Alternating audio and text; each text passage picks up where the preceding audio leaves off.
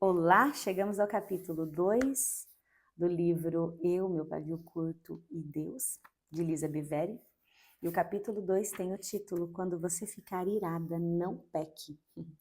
A primeira parte de Efésios 4:26 nos traz algo que não é desafiador. Fiquem irados.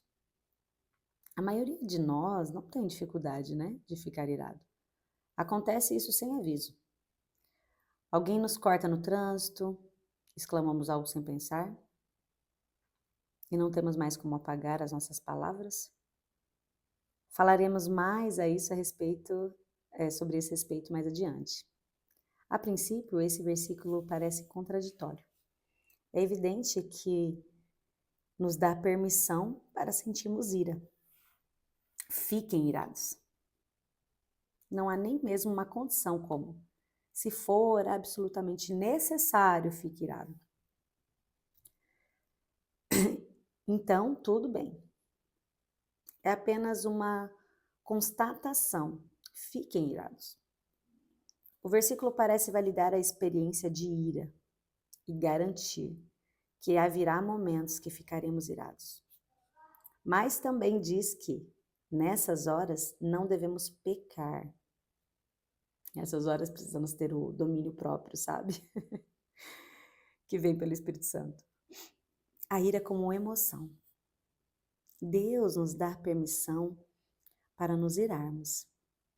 Ele conhece a capacidade inata do ser humano de irar-se e a compreende. Afinal, ele veio como um homem, né? Lembre-se. Ele estava sujeito a todos os sentimentos que nós passamos. É uma emoção e ele a conhece. Podemos observá-la tanto no choro frustrado de um bebê recém-nascido, como no clamor do patriota por justiça. É ouvida e reconhecida nas lágrimas de pais aflitos com a morte de um filho e no tremor silencioso de um avô enlutado. A ira é uma emoção humana, tão válida quanto a nossa alegria, a tristeza, a fé e o medo. Fiquem irados. Não é errado sentirmos ira. Até mesmo Deus ficou irado. Aliás, isso acontece com frequência. Ele se zangou repetidas vezes com o povo escolhido.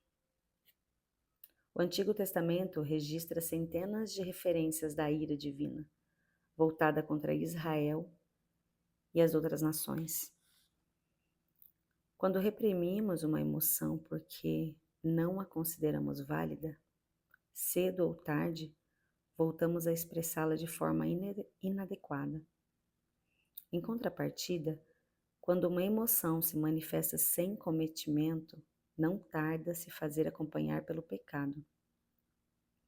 O próprio Deus valida a ira humana. No entanto, a maioria de nós sem sequer compreende a ira, que significa tirar coisas nas pessoas queridas e gritar com elas?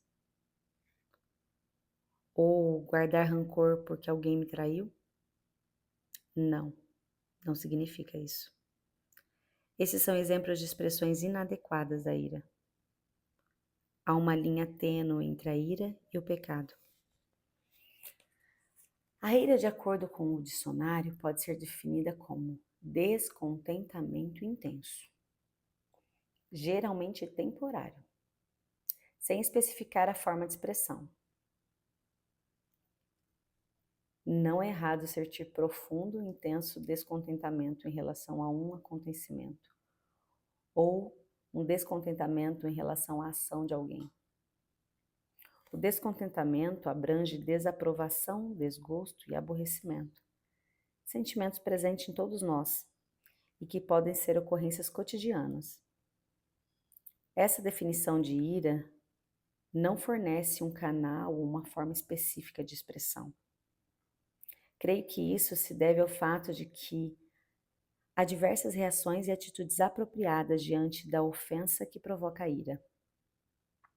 As reações podem variar de acordo com fatores individuais, como idade, personalidade, situação e lugar. Espera-se muito muito mais de um adulto em público do que de uma criança pequena. De modo semelhante, espera-se muito mais de alguém que ocupa um cargo de autoridade ou de uma liderança. Figuras de autoridade não devem usar o seu cargo para expressar livremente as emoções ou para alcançar seus próprios objetivos. É importante se distanciarem de toda ofensa pessoal por tempo suficiente para que se conscientizem de que como isso pode afetar outras pessoas que se encontram debaixo dos seus cuidados ou direção. Em outras palavras, quando você sentir ira, estiver num cargo de autoridade, de liderança, se afaste, espere um pouco. Você, patrão, supervisor, enfim, está em algum cargo de liderança ou religioso, se afaste. Não haja quando você estiver irado. Por exemplo, quando eu era uma jovem solteira e não cristã, fazia questão de expressar minha opinião a respeito de motoristas que me trancavam no trânsito.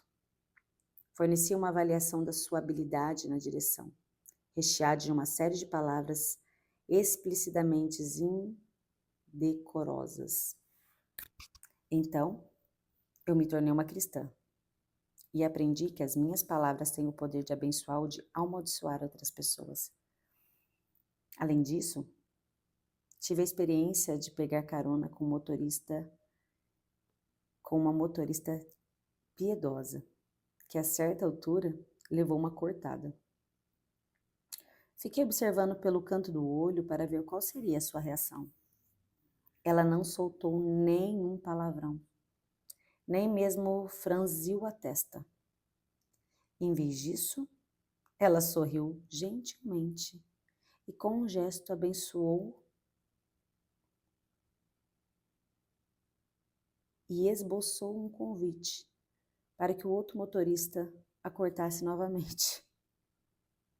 Voltou-se para mim e comentou: é melhor lançar uma semente de bondade. Procurei de imediato imitar o seu comportamento. Quer dizer, pelo menos parei de usar palavrões e gritar pela janela do carro. Ainda rangia os dentes e dizia algo como: vamos, querida, não estou com todo o tempo do mundo. Que tal sair da frente? Não vai machucar você. Eu também tinha o hábito de buzinar de forma impulsivamente. Então, casei-me e tive filhos.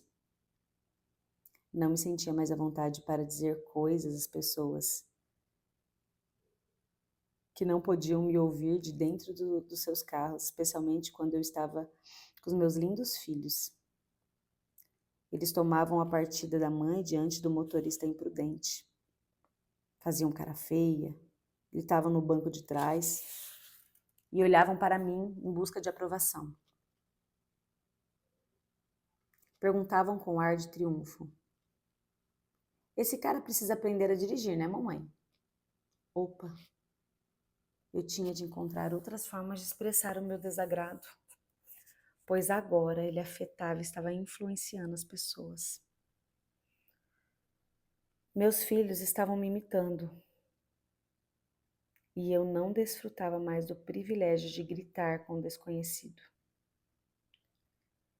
Por uma questão de segurança e sanidade dos meus filhos no futuro, eu precisava dar exemplo de descontentamento construtivo. Tive de desenvolver aptidões defensivas e não ofensivas ao dirigir. Em vez de atacar verbalmente outros motoristas, agora procuro ensinar meus filhos dizendo a eles que algumas coisas que esses motoristas fazem são perigosos e mostrando como podemos reagir. Quando vejo no retrovisor um caminhão gigante se aproximando a toda velocidade, comento: vai ver que esse homem está chateado e com uma pressa. É melhor a gente sair do caminho dele, né? E então mudo de faixa. Tenho de reconhecer, porém, que ainda não sou capaz de convidar outros a me cortarem. A ira passageira. Vejamos novamente a definição de ira. Descontentamento intenso, geralmente temporário, sem especificar a forma de expressão. Ela traz um termo temporário, que significa momentâneo, passageiro, de pouca duração ou efêmero. Portanto, a ira deve ser, por definição, breve e transitória, e não prolongada e perigosa. Muitas vezes vivemos em um estado constante de exasperação, intercalado com breves interlúdios de felicidade. Deus nos dá exemplo do tipo saudável da ira, pois a sua ira dura um instante, mas o seu favor dura para toda a vida. Salmo 35. A proporção entre a ira e o favor é muito pequena. De acordo com Davi, a ira de Deus dura apenas um instante. Davi sabia do que estava falando. Ele havia experimentado pessoalmente a ira divina. Ele perdeu seu filho quando a ira do Senhor se acendeu contra o seu pecado de adultério com Batseba. Davi poderia ter ficado amargurado com Deus, considerando que a ira divina duraria por toda a sua vida, enquanto o seu favor é momentâneo. Acaso a espada não tinha estado continuamente sobre sua casa? Mas ao contrário disso, Davi vislumbrou o caráter e a natureza de Deus. E por meio do seu arrependimento, apegou-se à bondade e à misericórdia divina. Deus, em sua ira, pode temporariamente esconder o seu rosto, mas ele o faz por decisão própria e não por rejeição. Ele compreende nossa necessidade de voltar os olhos em outra direção, ou nos afastar da fonte do descontentamento, a fim de evitar uma expressão destrutiva de ira. Não nos afastamos de outros para castigá-los. Distanciamo-nos para que as bravas da nossa ira arrefeçam. Para que as brasas da nossa ira arrefeçam e a razão possa voltar a governar no nosso coração. Ou seja, para que as brasas esfriem, né? E a razão volte a nos governar novamente. Porque quando a gente está com a ira, nós agimos pela impulsão e não pela sabedoria. Nós agimos sem pensar. Deus disse a Israel: vão para a terra onde mana leite e mel, mas eu não irei com vocês, pois vocês são um povo obstinado e eu poderia destruí-lo no caminho. Ou seja, Deus está falando assim: olha, eu vou me acalmar aqui, porque se eu for agora com vocês, eu posso destruir. Então até Deus dava uma afastada, né? E por um breve instante eu o abandonarei. Por um breve instante eu o abandonarei. Mas com profunda compaixão eu te trarei de volta. Isaías 54, 7. Ele nos deixa ou nos dá as costas apenas por um breve instante. E em seguida volta para nos tomar nos braços e ter incontável misericórdia sobre nós. Devemos dar as costas para a situação por um instante, a fim de poder separar as pessoas de suas ações, palavras ou comportamentos. Sabe, meus amados, perdoar é uma decisão. E eu sempre falo isso, né? Não é um sentimento. Eu escolho perdoar. Eu declaro que eu perdoo. Mas muitas vezes nós vamos liberar o perdão, mas ainda vamos ainda estar chateados e tristes.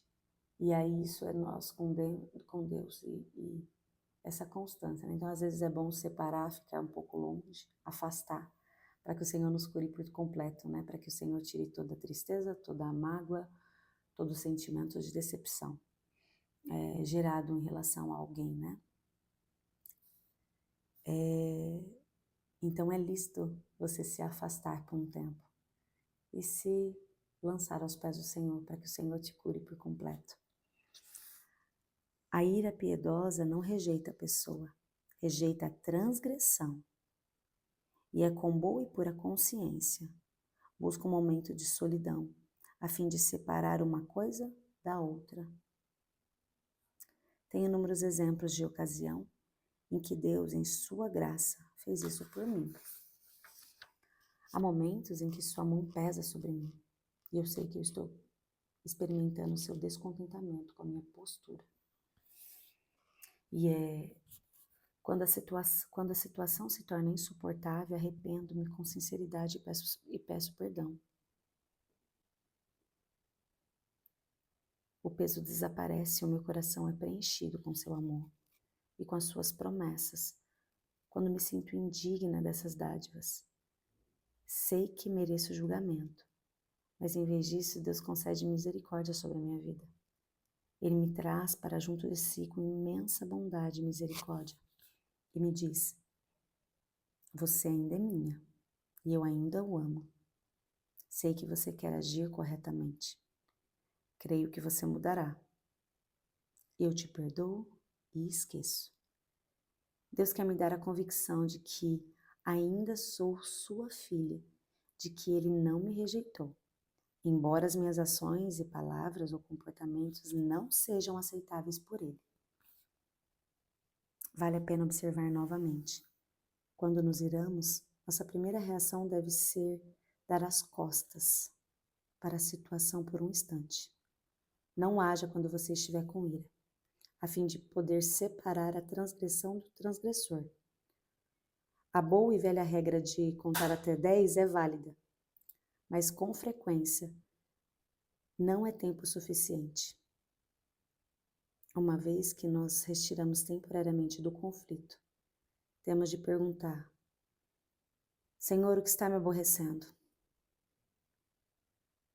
O que está realmente acontecendo no meu íntimo? Preciso separar algum tempo para responder essa pergunta. Isso nos repete a segunda parte do versículo de Efésios, com a qual começamos esse capítulo. Fiquem irados, mas não pequem. Não deixe que o sol se ponha sobre a sua ira.